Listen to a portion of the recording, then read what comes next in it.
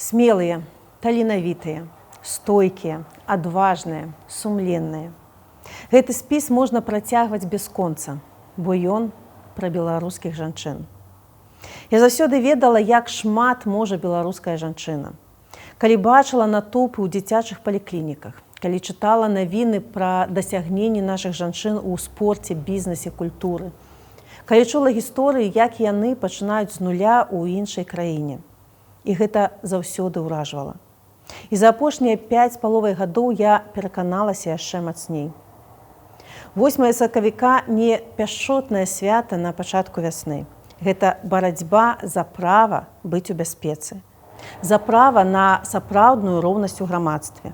Права займаць кіруючыя пасады, атрымліваць аднолькавы заробак з мужчынамі і магчымасць не адпавядаць чыімсьці стандартам. За права мець голас, які нельга забараніць.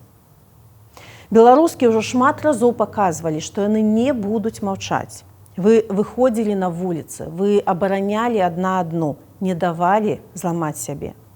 І нават, калі вас спрабавалі запалохаць, вы ўсё адно выбіралі чалавека, а галоўнае – моцную жанчыну ў самой сабе.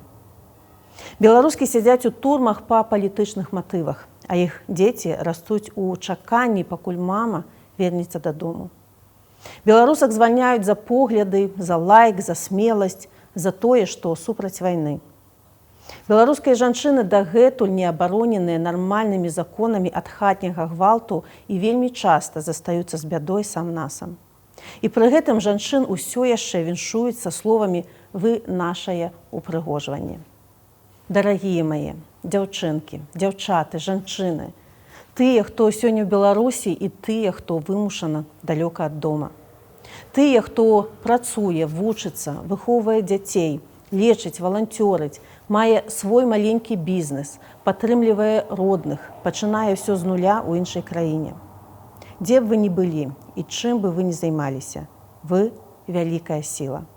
Вы гадуеце дзяцей і адначасова будуеце паспяховую кар'еру. Вы не баіцеся пачынаць спачатку. Вы робіце тое, што многім зараз здаецца амаль немагчымым. Жыць, любіць, кахаць, клапаціцца пра іншых і пры гэтым заставацца сумленнымі.